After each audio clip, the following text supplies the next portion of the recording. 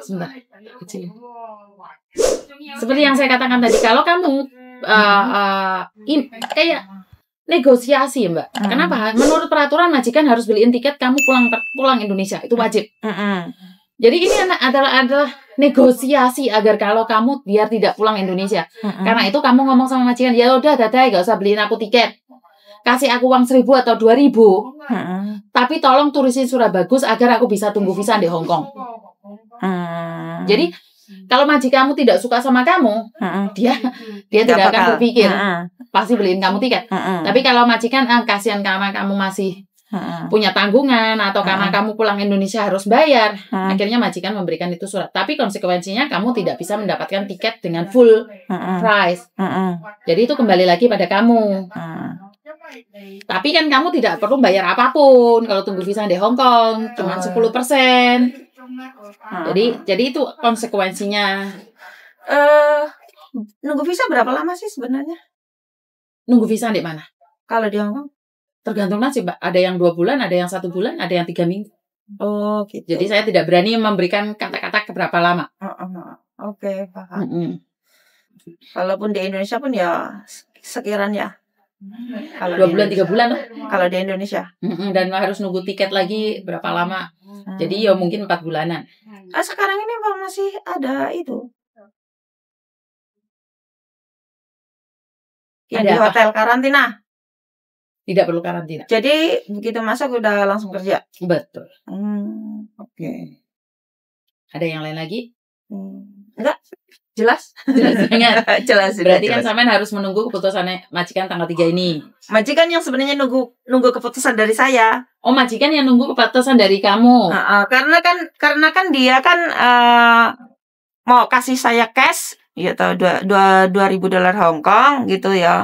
Atau mau tiket. Kalau kamu minta cash, oke lah saya kasih kamu cash gitu kan ya. Makanya bilang sama dia, aku nggak apa-apa 2.000, tapi kamu harus nulis surat bagus ke imigrasi. Kalau imigrasi telepon kamu, maka kamu mengizinkan aku untuk bekerja di sini.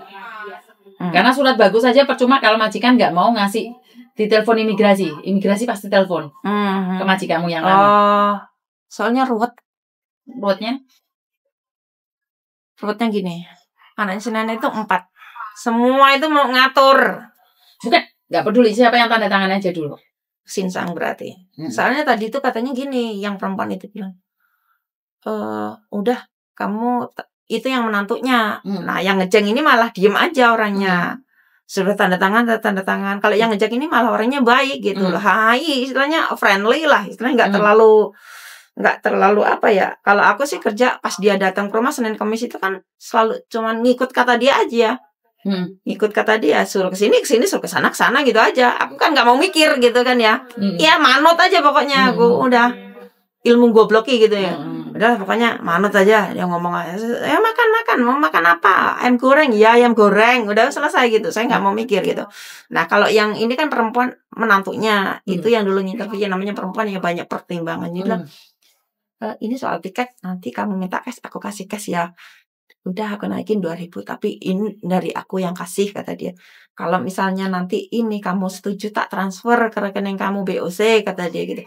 Ini mereka nggak tahu soal ini, katanya gitu. Maksudnya yang anak-anak si nenek kayak gitu. Aku yang nambahin nggak apa-apa, kata dia gitu kan. Jadi kalau minta surat itu kayaknya ya susah. Terus kalau misalnya majikanku ngotot beliin tiket yang kalau misalnya aku ini cari majikan terus tunggu di Indonesia. Itu tiketnya kalau mereka misalnya tetap beliin aku tiket Surabaya, setelah itu aku terima terus aku ke KJRI atau bagaimana? Ya kamu bilang sama mereka bahwa saya akan lapor embassy, tapi kalau dia tetap beliin, tetap laporkan sama embassy bahwa kamu tidak mau pulang ke Surabaya, kamu maunya pulang ke Lampung. Ya kan kamu nggak mungkin pulang ke Surabaya. Jadi aku sudah bilang tak tulisin kan ya, Hong Kong, Jakarta, Lampung, pesawatnya Garuda Indonesia gitu kan ya. Karena aku taunya cuma itu ya. Kalau kayak Singapore Airlines atau apa itu kan aku nggak pernah naik gitu ya, nggak paham ada apa enggaknya. Nah, aku udah bilang itu sama dia. Kata dia mau ngecek ke imigrasi apa iya benar harus sesuai alamat yang dikontrak. Ya tanya aja silahkan. Aku bilang gitu kan. Sekalian kamu cek price-nya berapa, kata gitu kan ya. Nggak apa-apa, kataku. Aku kasih kamu waktu, kamu kasih aku waktu, kita nggak usah nggak usah ribut, nggak usah banyak ngomong. Nah, gitu kan.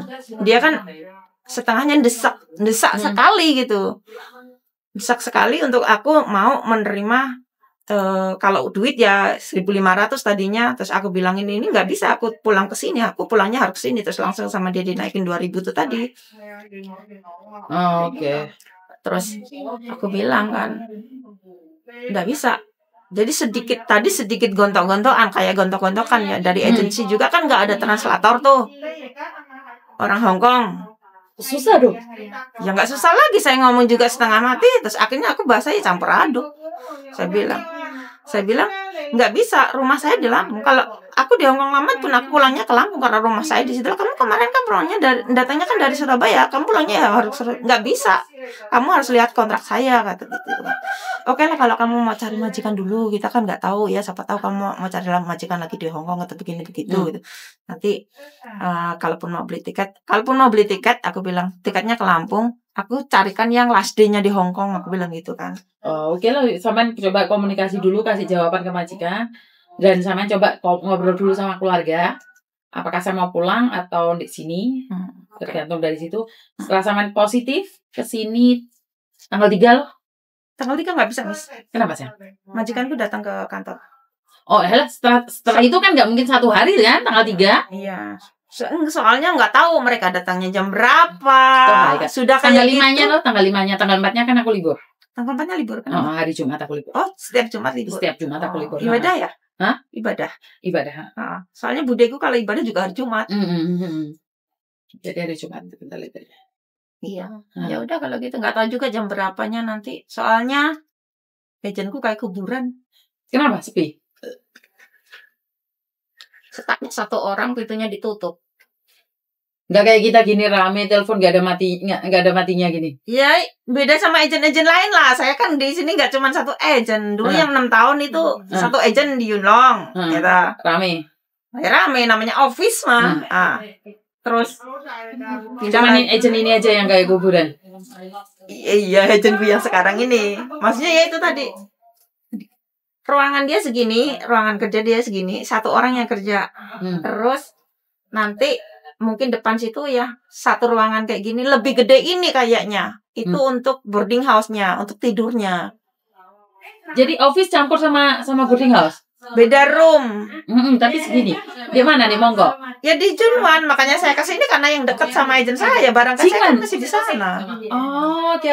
Junwan itu bawahnya itu mobil-mobil yang angkut barang ke gudang gitu kalau nggak salah sih. Wah. Ya kalau naik lift itu bukan lift kayak gini, lift umumnya orang Hong Kong itu nggak ditarik pintu 2, itu double pintu 2 kayak gitu. Oh, jadi office campur sama boarding house? Iya, satu lantai cuman beda room. Oh. Di daerah mana, Mbak? Ya Junwan sini. Ngerti Junwan mana? Aku nggak tahu. Junwan mana? Arah apa ya? Arah mall sana, pantai sana apa ya? Di Junwan West. Iya, dekat Junwan West. Dekat Junwan West. Oke. Ya wes gak popo wes. Anteni sampean wes. Setelah itu ya. Sukses selalu. Sampean tahu aku dari mana? Dari YouTube. Dari YouTube juga. Dari YouTube, dari Facebook. Dari Facebook.